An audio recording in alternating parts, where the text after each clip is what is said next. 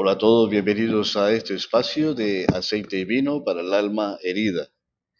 Continuamos con este tema de la crisis, de la prueba, tratando de seguirle las pisadas a esos ritmos en que nos ayudan a crecer, los ritmos que nos ayudan a madurar, los ritmos que nos ayudan a entender lo necesario que es ser podados en medio de la vida.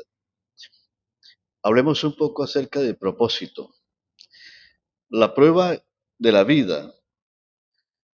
Hay una prueba que está dentro, una prueba que está afuera.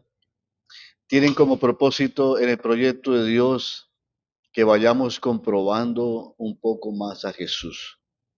Es que hemos vivido tanto tiempo en la superficialidad, en la periferia de la vida, distraídos por un lado, enfocados en cosas que no valen la pena, que es necesario que Dios nos centre.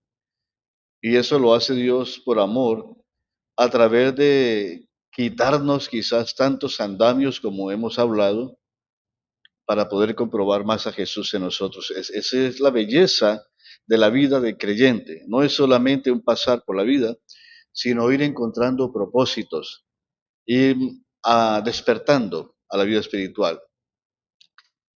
Bueno, en la vida diaria las cosas no son tan claras como en el papel, como las leemos, ¿no?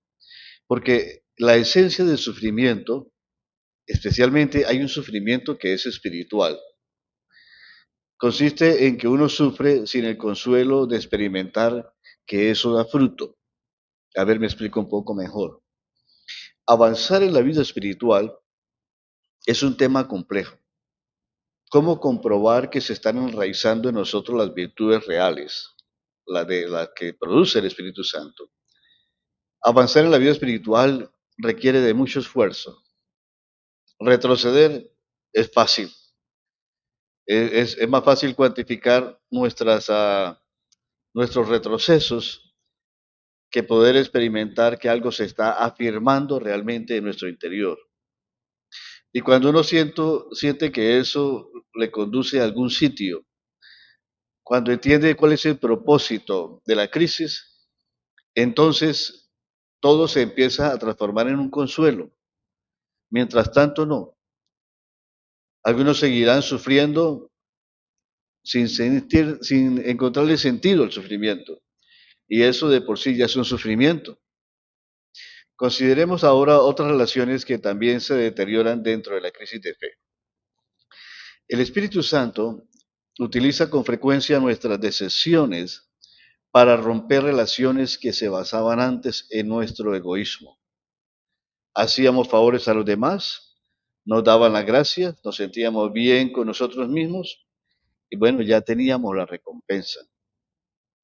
Lo que Dios destruye no son nuestras virtudes, sino nuestra dependencia de esas virtudes que posiblemente no están enraizadas en la obra del Espíritu Santo, sino en los valores de la vida.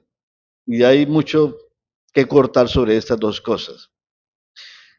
Aquellas cosas que se han construido de nuestros esfuerzos personales, pero que no nos llevan a Dios realmente, sino que se centran en nosotros.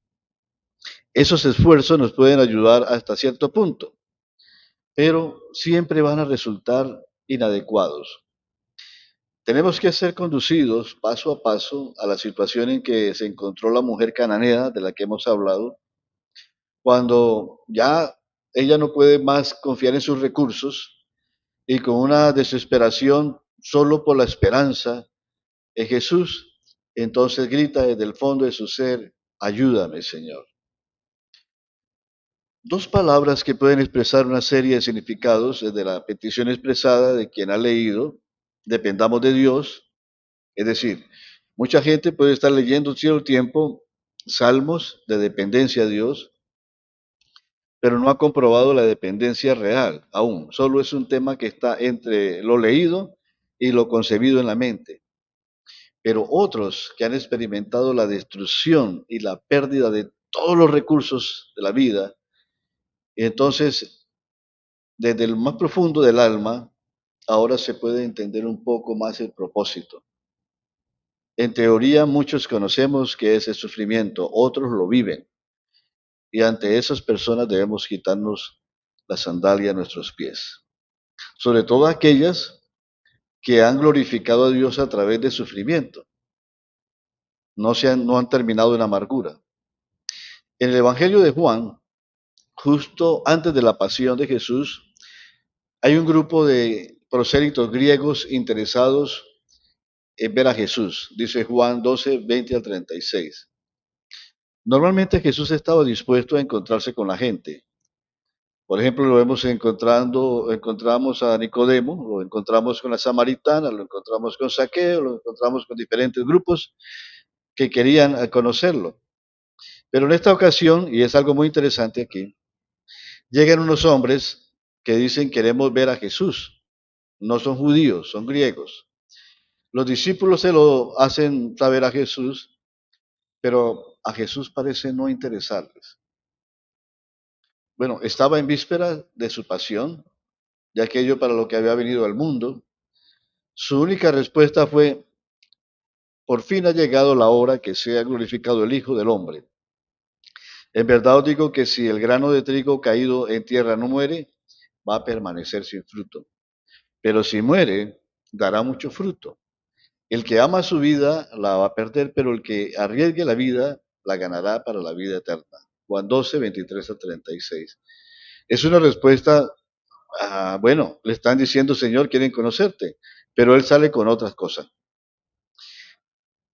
Era una ocasión de darse a conocer a los gentiles, pero en aquel momento la pasión estaba a las puertas, su muerte, su crucifixión. Y nadie sabía mejor que Jesús que no iba a salvar a la gente con sus palabras, sino mediante su pasión y su muerte. Lo que deja entrever este pasaje, que es un poco enigmático, porque Jesús no quiere hablar con los griegos, es que Jesús, al parecer, no quiere enfrascarse con un sermón, como lo ha hecho con los judíos. Jesús quiere mostrar otro sermón, el de los hechos, el de la cruz. Quizás por eso, en vez de hablar con ellos, lo que le interesaba era que los discípulos empezaran a habituarse a la idea de que había que morir para dar una vida en plenitud. Jesús quería enseñarles que es tan importante que esta convicción crezca en nosotros, con ese crecimiento que nos llega por el sufrimiento que nos trae la vida, o el sufrimiento que comparado con ella todas las demás actividades quedan en una espera. ¿Cuánto bien parece decir Jesús? ¿Crees que puedes hacer solo o mientras que no hayas permitido que el grano de trigo de tu vida haya caído en la tierra para morir y para dar fruto? ¿Crees que puedes hacer algo por ti solo? Tienes que morir primero. Jesús confiesa, ahora mi alma está turbada hasta la muerte o hasta lo más profundo. Versículo 27 del capítulo 12. La vida de Jesús se acerca a su fin, solo le quedan unos días.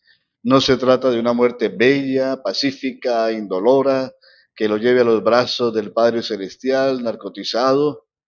No, es un grito.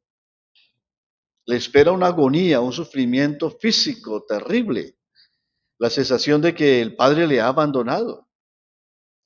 El triunfo de Jesús consiste en aceptar esa situación, no en disfrutarla. Padre, líbrame de esta hora. Esa es la reacción de Jesús ante el sufrimiento. Pero inmediatamente tiene lugar en esa misión, no, porque he venido a este mundo para esto. Dicho de otro modo, quiero enfrentarme con ese cáliz. La idea de que el sufrimiento se transforma en alegría o que desaparece inmediatamente es una idea absurda. En realidad el sufrimiento nos duele. Para ser creyentes, el Evangelio no dice en ningún sitio que debamos regodearnos en la angustia y el sufrimiento que nos acontezca. Es que crecer en la gracia de Jesús no significa hacerse inhumano o hacerse insensible, inexpresivo. Jesús sufrió como un ser humano. Entre él y nosotros hay una gran diferencia. Él estaba preparado por amor a su padre para sufrir lo que el padre quisiera. Eso es lo que hizo la mujer cananea cuando le llegó la humillación y el sufrimiento. Se mantuvo firme, confió, esperó contra toda esperanza. Estas son las actitudes verdaderamente de los creyentes y que indican un grado alto de madurez espiritual. Cuando las virtudes de la fe, de la esperanza, del amor son los medios principales por los que vamos a Dios y estamos dispuestos a que todos los demás desaparezca o nos lo quiten cuando Dios nos lo pida, entonces seremos verdaderamente cristianos. Estamos de verdad viviendo a Cristo. Si mantenemos la fe, la esperanza, el amor, aunque todo alrededor sea un desastre. En el mismo episodio, Jesús amplía su promesa a sus servidores. Quien permanezca en mí será honrado por mi Padre. Quien me sirva será honrado por mi Padre. Quizás no en esta vida, pero sí en la que está por venir. Y si algunos son honrados por el Padre en esta vida, de nada hay que regodearse. Todo es gracia. Soy Ricardo Martínez y les he hablado desde la ciudad de Bucaramanga. Gracias por compartir estos cortos temas que pudieran tener alguna que otra frase que ayudara a reflexionar en la vida. Dios siga bendiciéndonos y mientras pasa este día, estemos contentos en el Señor.